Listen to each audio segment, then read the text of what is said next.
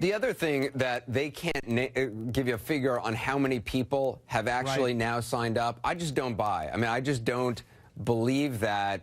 Because they're, what they're promoting is, well, we had all these unique visitors, we had an overwhelming number of people actually looking, but actually signing up, actually creating accounts, the fact they're not able to give numbers to me, I just don't buy that they don't have those numbers.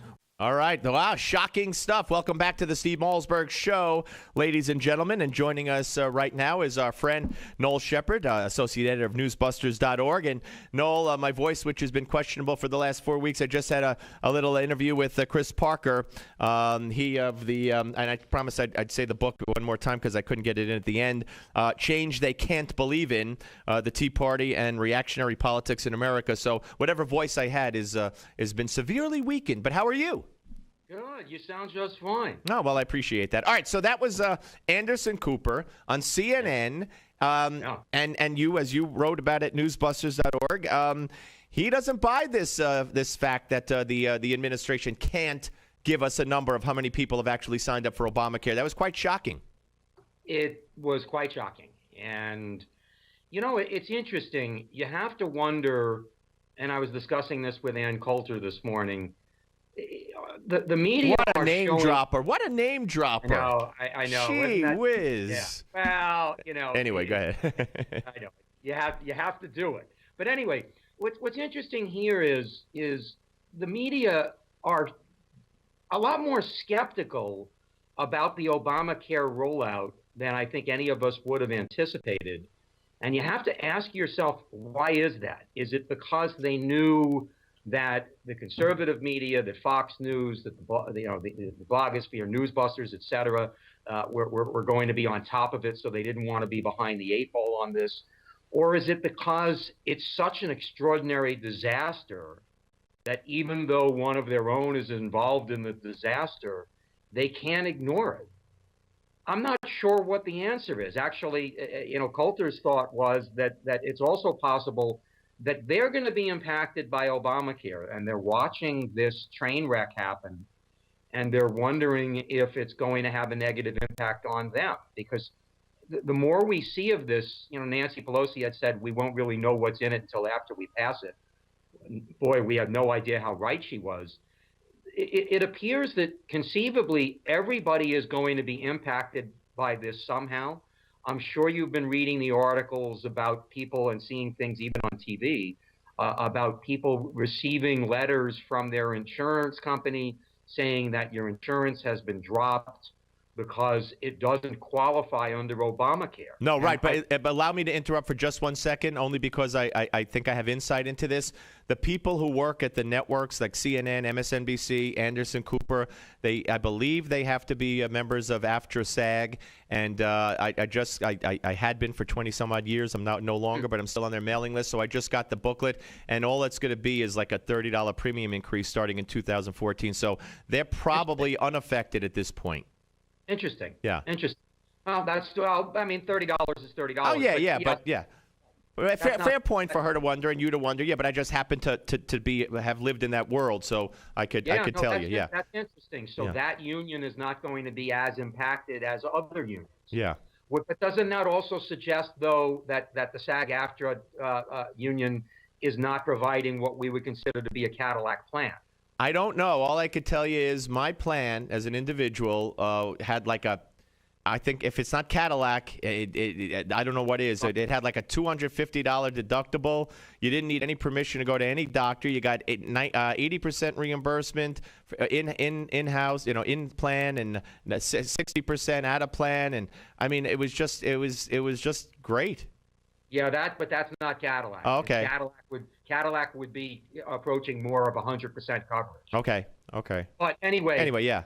So we'll scratch that and we'll say no. Then either it's because they were concerned that the conservative media was going to be ahead of this and they were going to look foolish again, or that it's just such an amazing train wreck that they've got to cover it.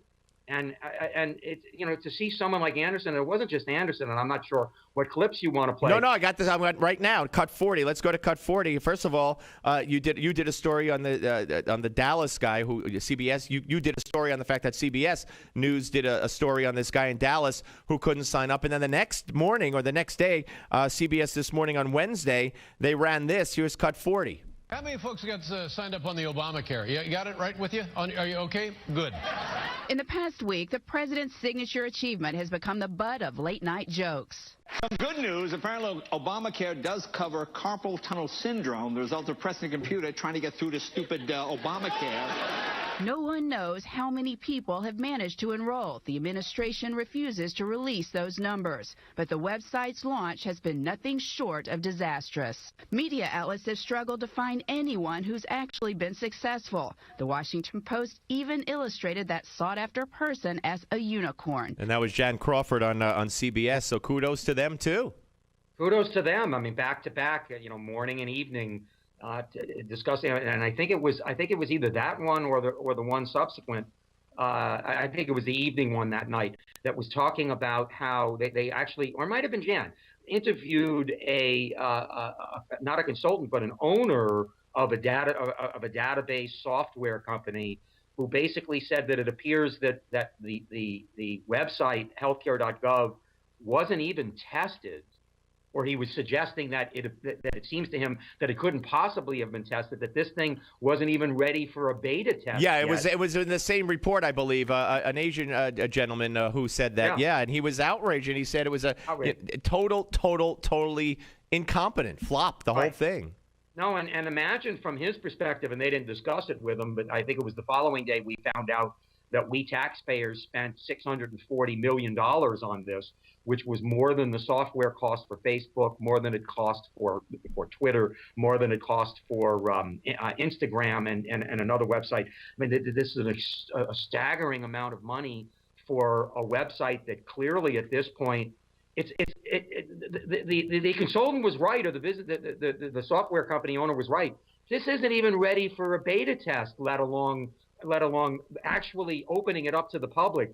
This is worse than a train wreck. We like to say train wreck. To me, this is a plane crash. I mean, it's just that bad. Yeah, no, it really, really is. All right, let's move on to something that you wrote about also earlier in the week on newsbusters.org. We're talking to Noel Sheppard, associate editor of newsbusters.org. And this was from reliable sources, Frank Sesno, who used to be a fixture on CNN, who now was at George Washington University School of Media and Public Affairs. He gathered a bunch of his students from that school and put this to them. Here's cut 41. You want to be journalists. You're in Washington. You're in Washington at a time when the government is shut down. It's the biggest story we've had in a long, long time. Where are you getting your news from?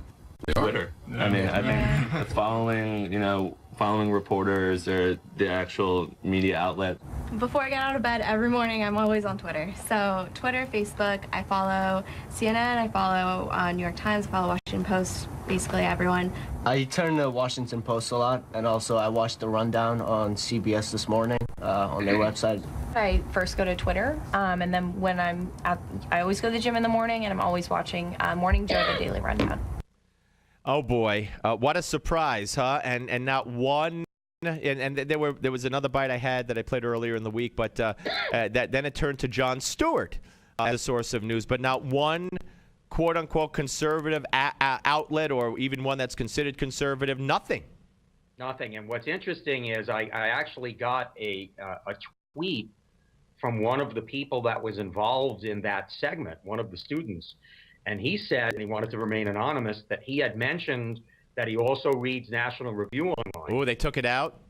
They took it out. Wow. Now, but he said that he said he doesn't like National Review. He just reads it, to get a different perspective. But for some reason, CNN decided not to air that. The whole segment, to me, I don't understand why CNN did that, why Frank Sesno did that. I mean, I understand him sitting down and talking with journalists or with J-schoolers, but when they're basically all saying that they're getting their information exclusively from sources. It's kind of reinforcing the obvious, right? And including he brings up the Jon Stewart thing, and they say, oh yeah, we all watched that. And one of them said, I don't really get my news there, but I don't know why Cesno aired that, because it basically proved what we've been saying on the right for years. Yeah, absolutely. Like I said, it reinforces the point that has been made, and it's on a show like Reliable Sources, which, you know, is kind of a, you know, critique of the media. So he's kind of self-indicting the media, if you will, and as host by showing these kids who have nothing but, according to what they showed, have nothing but liberal influences. Well, and I'll tell you something that I haven't disclosed to anybody. Ooh, good. A scoop. A scoop. I actually got an email from someone who wanted to remain anonymous, didn't want to go on the record. Yeah. Was going to a J school in the University of Oregon. A J school is a journalism school. Journalism school, yeah. University of Oregon. And he said that every day his teachers do nothing but bash Fox News, nothing but bash Republicans, conservatives, and the Tea Party, and nothing but praise MSNBC and yeah. Now, unfortunately, he didn't want to go on the record, but he said, Mr. Sheppard, it's every day that we're being bombarded with Fox News is terrible, conservatives are terrible, George W. Bush was terrible, the Tea Party are terrible. Wow. But MSNBC is wonderful, and this is out of journalism school. And these kids would be terrified, especially if they're specializing in their field of endeavor here, to fight back, to criticize the professor, right. to take on the professor. That's right. He sent me a subsequent, because I asked him, I said, would you like to do an interview on this? And he said, no, I can't do that. But I'm taking notes. I'm taking audio. Good, and good. Once I get out of school, write a book, baby. I plan on exposing this. Yeah. Oh, that's great. That is really great. We're talking to Noel Sheppard, newsbusters.org here on the Steve Malzberg Show. Okay, Tavis Smiley. Very interesting exchange on Hannity last night. I want folks to hear what Smiley said about Barack Obama and African Americans. And here's cut 38. Data is going to indicate, sadly, that when the Obama administration is over, black people will have lost ground in every single leading economic indicator category. That's pretty big stuff. It's big stuff. Now, you know, as I wrote, in fairness, Tavis, not as much on his PBS show, but on his radio show with Cornel West, the two of them have been very, very critical, highly critical. Yes. Of President Obama. So these folks are not towing the Democrat Party line when it comes to Obama. But I think that, and in particular, when it comes to economic issues, when it comes to how the black community are faring under this president. But I would like to think, I would imagine that this is the biggest audience, the biggest national audience he's ever made this comment to. Because, I mean, obviously, on his PBS show, he's not getting the 1.5 to 2 million. No, and viewers. like you said, he's not talking about that either on that show. It's on the radio show. I don't even know where it airs. Correct. Yeah. Correct. I don't know how much he talks about it on his show on PBS. I have a hard time believing that they allow him to speak much negatively about Obama. No, it's usually an interview, book interview, an entertainment interview, that kind of thing. Yeah, I was very surprised, but actually not that surprised, because I've seen him, I've heard him say this type of stuff on his radio show. So I think it was really good of Hannity to ask that question. Yeah, no, absolutely. All right, now this is very interesting. Paul Krugman, the guy with the eyes that, you almost think he's on the lookout for a hit. He's like, his eyes just never stop moving back and forth, back and forth. That must mean something psychologically. I don't know what. But you did a piece on Newsbusters that from Morning Joe, which revealed the former New York Times editor who was on with Morning Joe talking about how they dreaded editing the inaccuracies of Paul Krugman. Let's listen to cut 39. One seems to edit that blog in the New York Times, and it's time that somebody called him out. People are afraid of him.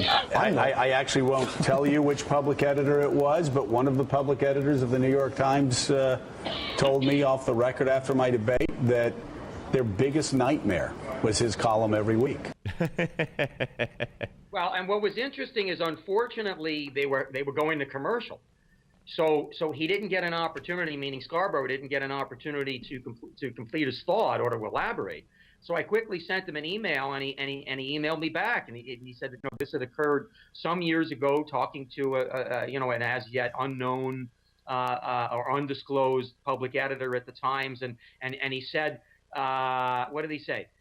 He basically said that I'm sorry, I've lost it. He basically said that most of their workload was fact-checking Krugman, right? Yeah, the inaccuracies and the misstatements, and it's not. I frankly, and I emailed Joe back. He did not respond. I know he didn't want to go on the record about this, right? But I would imagine that it was probably Daniel Okrent. If you remember, he was I believe the first of the New York Times public editors. He left in either 2004 or 2005. And in his last column, he was kind of doing a house cleaning, so to speak. And in his final column, he mentioned that basically that Krugman likes to play fast and loose with the facts concerning the economy to fit his agenda. And we know that. I mean, I'm not sure you're aware. I think we may have spoken about this. There's actually a group on the internet called the Paul Krugman Truth Squad, and every time he writes a column, they're debunking it. And they're debunking it using actual economic data released from government websites. I mean, this man he's really an abomination as an economist, and it's really quite sad that would you agree that he is probably the most celebrated economist? Oh my gosh! In the liberal media. Absolutely, they love having him on. First of all, he's tough to watch on TV because of the eyes and because of the personality. He doesn't say anything. He has no excitement or personality or any kind of exciting presentation. And like you said, and what the New York Times editor told Joe, a lot of times probably a lot of factual errors in what he's saying. So I don't get that at all. But listen, I got to tell you, I was speaking to Ann Coulter today. That was this morning, actually. Wait, I'm not finished. And I was emailing with Joe Scarborough. Who else? Come on, give me another name. I finished my day talking to Steve Malmsberg. Oh, well, there you go. So you're good. Oh, but your day's over, so no one's going to be told that. No. It's going to be all over Twitter. Oh, okay, great. And then who'll see it? Oh, no, they don't follow you. But all those left-wing journalism students, or I like that, J students. Yeah, that's cool. That's cool. Hey, have a great weekend, my friend. I appreciate it as always. You too, sir. All right, take care. Noel Sheppard.